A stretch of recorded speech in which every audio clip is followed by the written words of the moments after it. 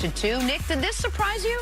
Certainly the margin surprised me. They were up 30 in the third quarter, and just the way they were in total control throughout, I thought this was a game the Spurs could steal. Now, I obviously have been down on the Nuggets since the postseason started, but the last 2 games, starting with an unbelievable run in the third quarter of Game 4 and then the entirety of Game 5, they've wrestled control of the series back from San Antonio. And you would think which team's going to make the most significant adjustments, because in playoff series, you have to make adjustments.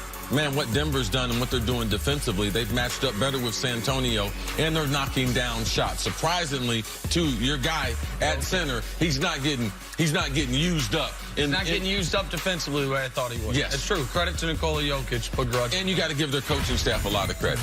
All right, moving on to the Lakers now. Jason Kidd interviewed for their head coaching job. He reportedly had multiple interviews with Rob Pelinka and Kurt Rambis. Nick, what do you make of this? Tanya Ganguly wrote an article in the LA Times about this yesterday that was like a Mad Libs of awful news for Laker fans. This sentence was in there. Kurt Rambis, who is with the team in an advisory role, the husband of Linda Rambis, Jeannie Buss's closest advisor, conducted this interview. And also an employee of the team, conducted this interview with Jason Kidd. Now, luckily, later in the article, Tanya wrote, Jason Kidd is not a serious candidate, that he is not someone that is actually eligible for this job. They did the interview as a courtesy, but, man, I wouldn't put anything past the Lakers right now.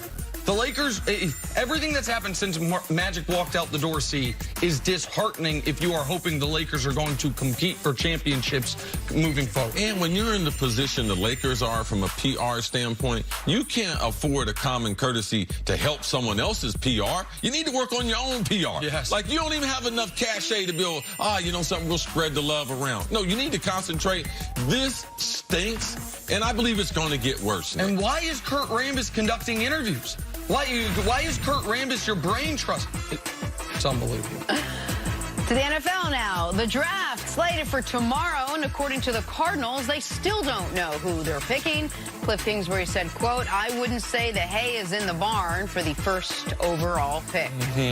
All right, see, what should the Cardinals do? If Cliff Kingsbury wants to be successful, if he wants to stay true to form as far as what he told the Bidwell and the ownership there in Arizona, he should take Kyler.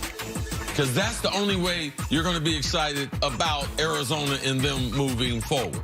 Now, unfair, fair to Josh Rosen. If the coach likes a guy, it's his first time in pro football as a head coach, I would get my quarterback. If I was him, that's what I would do. I'd call up John Gruden and say, listen, man, give me the 4. Give me one of those other firsts you got from either the Raiders or from either the Cowboys or the Bears. Okay. And give me something extra on top.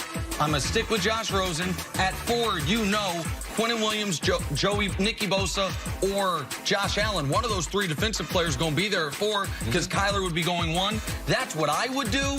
What they're going to do is take Kyler Murray and trade my guy Josh Rosen, hopefully to a better situation. That's what they're going to do. I'm telling you what they should do. All right, finally, Chiefs and Seahawks did business yesterday. Seattle sent defensive end Frank Clark to Kansas City for a first-round pick and a 2020 second-round pick. Clark, who's been one of the league's best pass rushers the last few years, did pretty well for himself, got a 5-year, $105 million deal. Chiefs were happy to pay him. They finished 31st in total defense last year. See, was this a good move? I can't sign off on this as being a good move. For one, I believe that Frank Clark is a good football player, not a great football player. Not $105 million? No, if I'm going to start paying guys in that type of price range, $20 million, this is what I'd like to think about. Do I have to double team him every play? And if I don't have to double team every play, then he is not worth that kind of money. Because if I'm going to pay a left tackle that kind of money, you know what? I'm asking him the same question. Do I have to ever provide a tight end for you or running back the chip block? No. So the math doesn't work. Also, these type of guys are going to make this type of money, because it's not personal against Frank. Can he get 20 sacks in a season? You're paying him $20 million. You would think if he gets really good, if he has a great year, I don't see Frank Clark as being one of those guys that can approach 15, 20 sacks consistently. And for the third thing, which might be more important than the first 2, you can't bring a guy into your locker room who has the type of domestic violence issues that he's had in his past when you have the issues that you already currently have. You just sent a guy out the door in Kareem Hunt, a young player, because of domestic violence. You currently have Tyreek Hill on your roster, who's involved in a very, very serious domestic issue that his child was removed from his home. Kansas City, and there was word out of Kansas City that they were getting ready to make Tyreek Hill the highest paid wide receiver. The only thing that stopped them from negotiating now is this case that they have. And now they're getting ready to give a guy. Now, do I believe Frank Clark should be playing in the league? Yes. But I can't bring him into the Kansas City locker room because now, what do I tell? What's the message? What do I tell the people who work in my front office? And every team I've ever been on, they have a wives group or significant others. They do events and everything. When I sit down and address this group, what do I tell them?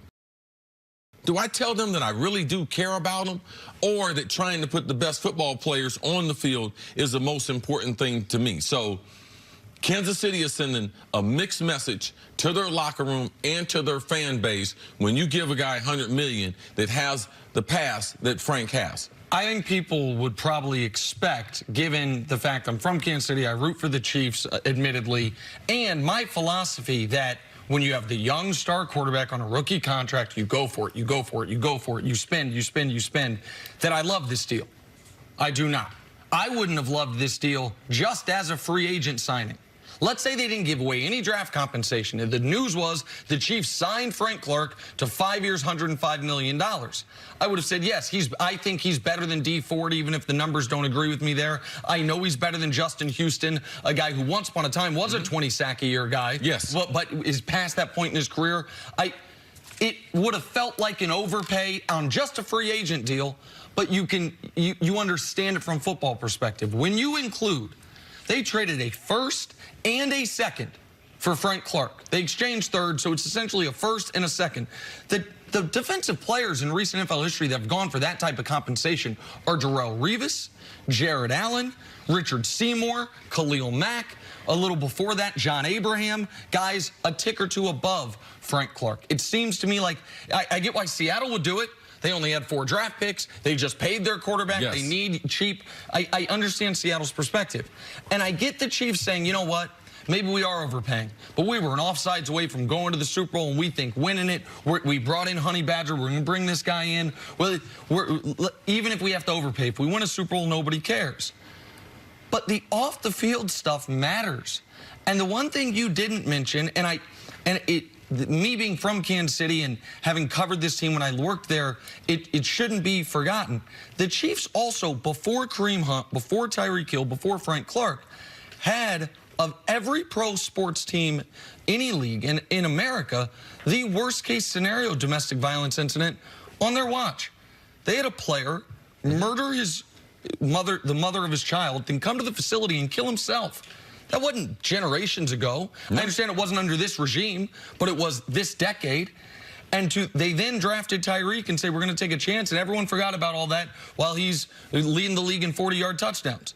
And then all of a sudden there's allegations that he broke his son's arm, and his kid gets taken out of the house. Kareem Hunt, you get kicked off the team for what shows up on video. Now you trade for Frank Clark. No half measures, Kansas City. If this is going to be the team that my hometown team's going to run, you know what? Deal with the media scrutiny, keep Kareem Hunt. You know what? He'll take the penalty he gets. We are a football business. We're not in the morality business. If that's who you want to be.